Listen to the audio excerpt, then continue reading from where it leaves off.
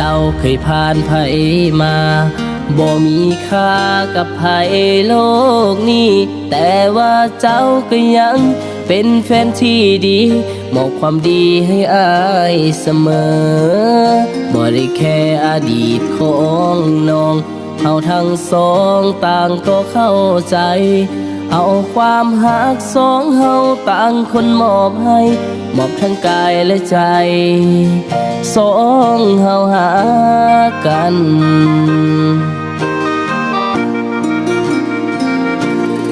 มีแต่คำว่าฮักเท่านั้นเฮาจะสร้างสารฮักไปต่อมีแต่เจ้าคนเดียวก็พอบอกขอนอกใจมีอายแล้วอย่าคิดมีภัยอย่านอกใจในยามเฮามีขอให้เจ้ามั่นคงเป็นแฟนที่ดีจากวันนี้หรือวันต่อไปจับมือกันพร้อมกันก้าวอย่างเฮาจะสร้างสาไปพร้อมกันพร้อมมือใดค่อยไปหมายมันพร้อมวันใดค่อยไปขอแต่งขอสัญญาจะเอา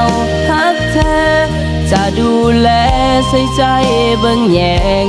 อย่าคิดมีภัยเด้อคำแพงยามที่อายหักเมิ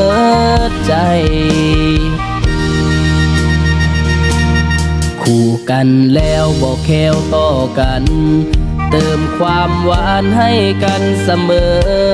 แม้นว่าเฮาจะพบจะเจอเรื่องหายใด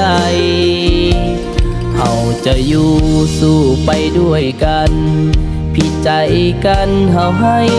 อภัยจากนี้ต่อไปจนสู้นิรันดร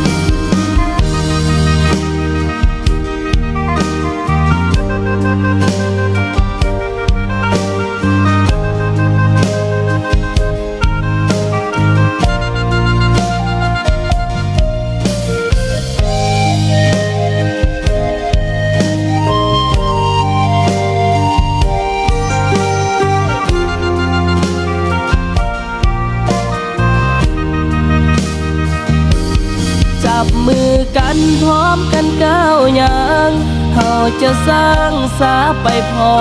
มกันพร้อมมือใดค่อยไปหมายมัน